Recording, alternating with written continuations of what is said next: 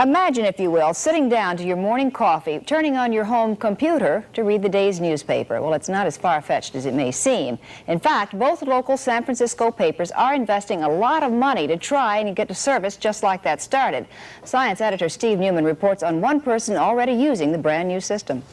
17 stories up in his fashionable North Beach apartment, Richard Halloran is calling a local number that will connect him with a computer in Columbus, Ohio. Meanwhile, across town, in this less-than-fashionable cubbyhole at the San Francisco Examiner, these editors are programming today's copy of the paper into that same Ohio computer. When the telephone connection between these two terminals is made, the newest form of electronic journalism lights up Mr. Halloran's television with just about everything the Examiner prints in its regular edition. That is, with the exception of pictures, ads, and the comics. 8 newspapers around the country are currently in the computer network, and within the next few weeks, 3 others will join in. Of the estimated 2,000 to 3,000 home computer owners in the Bay Area, the Chronicle reports over 500 have responded by sending back coupons. Thankfully, we've come a long way since 1981. Today's teachers can still sit down to enjoy their morning coffee, but now enjoy unprecedented opportunities to connect via the internet to global conversations about teaching. Indeed, through their mobile devices, they do have the world at their fingertips. In this video case, we look at pre-service secondary teachers at an Australian university using mobile devices to participate in this global conversation through their emerging professional learning networks, or PLNs. We then examine their activities using the mobile pedagogy framework. Underpinned by a premise that learning is a social process, PLNs are increasingly used by teachers to forge professional links to key organisations within and beyond school education contexts, as well as individual teachers and other experts for professional learning. In the context of teacher education, student teachers can access, share and exchange resources, strategies, ideas, opinions, experiences and reflections for professional growth. Given the unprecedented global access to professional learning opportunities, it is more important than ever for teacher education students to explore and participate in this increasingly complex PLN landscape, establishing and growing their PLNs as vehicles for developing their professional identities. Student teachers in this video case are using a range of apps to support their PLN development. They use social media apps such as LinkedIn, Twitter, Facebook, Instagram and Edmodo to pose questions and share their interpretations with student-teacher peers inside their university cohort and beyond, professional colleagues and other experts globally. The student-teachers' activities focus on a range of topics in the context of their studies and school-based practicum, including lesson preparation, assessment practices, classroom management, literature, feedback strategies, peer learning and teacher resilience. For example, these student teachers spoke of their use of Twitter. And I mostly used Twitter, and I used it in the context of teaching more broadly, I think. So I do use Pinterest in a similar way. I find that useful to find lesson plans and ideas, particularly in science, for hands-on activities and experiments. Twitter I use more I follow a lot of other teachers, a lot of other science teachers and also academics, and so I use Twitter more to inform the way that I teach more broadly, finding out new techniques for, say, assessment in class, or even resources that aren't specific to my subject area but I may not have seen in other ways. I'll come across them on Twitter, articles or papers that might.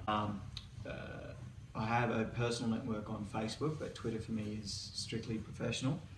And I have gone from, in the last 6 months, from 0 to 336 following, and I've got 56 followers, all of which I guess I've been using them solely to focus on directing my own thoughts as an up-and-coming teacher, so to follow on areas that I think might be the next wave in educational where education is moving to. So I've really directed my Twitter platform on tailoring it to that sort of use. Use of the mobile device offers the benefit of immediacy and convenience for student teachers' professional networking, making this type of less formal learning more accessible. The use of mobile devices allows in situ student-teacher experiences across formal university and school and informal places to be spontaneously captured and shared to a wider audience. It effectively facilitates more intimacy, spontaneity of communications, and currency of exchange data. For increasingly time-poor student teachers with tight schedules, this flexibility is important.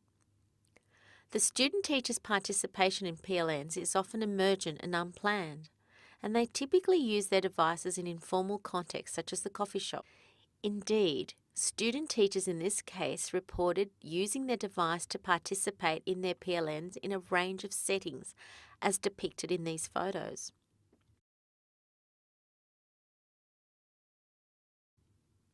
In this way, they enjoyed high levels of flexibility in terms of where and when they participate in their PLNs. We use the mobile pedagogical framework to examine the student teacher's PLN activities. A PLN is a learning landscape underpinned by social interaction and knowledge exchange, drawing upon collective intelligence and the wisdom of crowds. Student teachers can enjoy a high degree of collaboration in these activities by making rich connections to other people and resources mediated by a mobile device. Their PLNs become a less formal but safe place to ask questions and receive feedback and collaborate on real-world projects to develop new knowledge and best teaching practices. They can readily interact with other like-minded peers and practicing teachers, though they need to make sure their networks are diverse enough to avoid creating silos, or what Pegram calls echo chambers, where they only hear the voices of like-minded people with similar views to their own. Student teachers may take some time to find their voice in what can initially be an intimidating global platform before graduating beyond mere information seeking to more seamless dialogue and resource sharing. Indeed, the intimacy of the settings and the device itself may help break down these barriers to enhance student teachers' confidence as a producer and curator of content to be shared with the wider teaching community. Another challenge for student teachers is choosing trusted links and connections, people and organisations for their emerging PLN.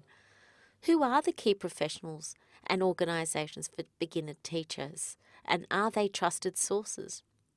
What are the vital local and international professional organisations suitable for a new teacher to join? What potential do these people and organisations offer new teachers as a springboard for worthwhile conversation and career-long expansion of their PLNs?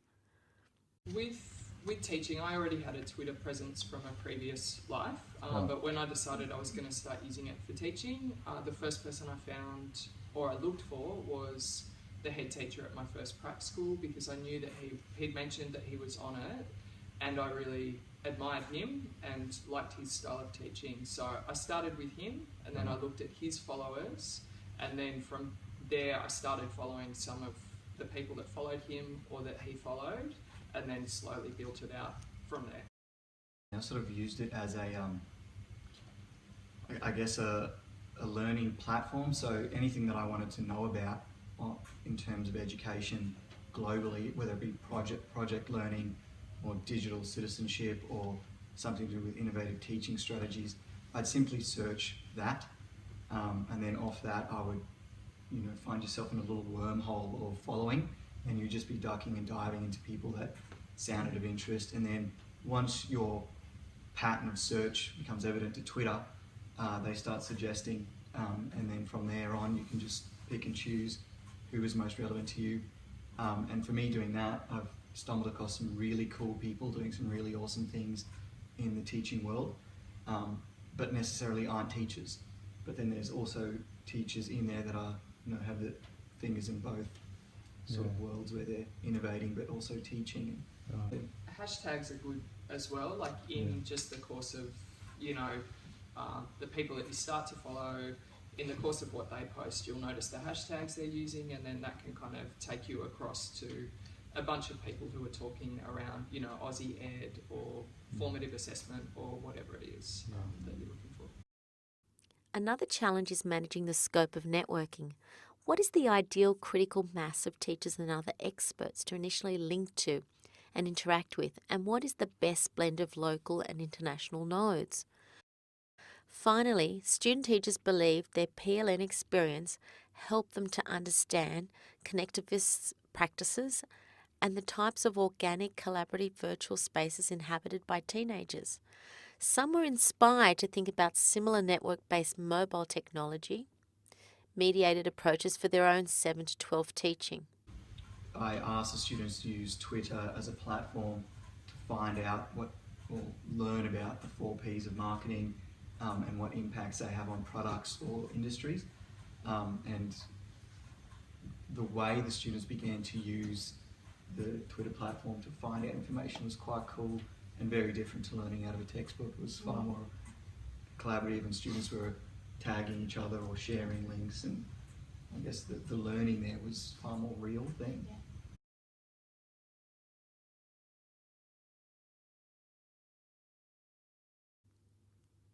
Student teachers enjoy a high degree of independence and autonomy in their PLN activities in a number of ways.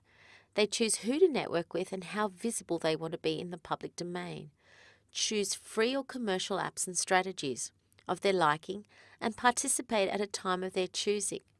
Furthermore, they can customize their network to their own professional interests and ways of working. Finding the appropriate mix between face-to-face and technology-mediated approaches, as shown in the 2 columns of this table, is another tricky choice facing student teachers. There is an increasing risk of social media savvy new teachers focusing only on more convenient, contemporary, albeit valuable digital approaches, and neglecting more conventional but equally effective face-to-face networking at teach meets and workshops, for example. A blend of both approaches tailored to the individual student needs may well be the optimal solution. I can't tell you how many students kind of bit the bullet and, you know, got LinkedIn accounts and have joined Twitter and those sorts of things, as well as joined up to professional associations kind of related to their discipline area. Part of one of their assignments, I got them to say, what sort of networks would you look at to expand your professional learning network through this subject and the course, but into the future. And I think that was a good process in which they actually identified them. Some said, well, some were already fairly connected, and some said, I never thought about it. Yes, you know, this is really good. And I think, you know, they were both the association and the face-to-face, but also much more in terms of how can they connect through social media and mobile technologies to these sort of very vast range of networks. Although not scrutinised in this video, there has been varying degrees of authenticity evident in these mobile PLN tasks. For example, student teachers are connecting with real practicing teachers and organisations, participating in real teacher conversations about meaningful current topics of interest, and sharing work and reflections with an authentic, potentially global audience. PLNs are becoming vital to practicing teachers' ongoing informal professional learning and are increasingly seen as legitimate and effective approach for professional growth. Hence, the student teachers are using the device to participate in PLNs in a similar way to real teachers, essentially developing the network and mobile literacy skills discussed by Pegram and colleagues that will become essential for their career-long development.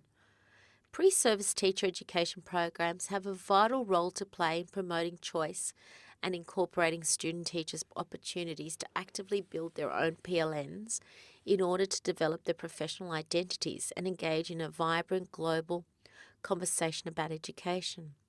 This video case reveals a range of pedagogical opportunities for teacher education, highlighting mobile technology-mediated autonomy and connection between student teachers and the teaching community.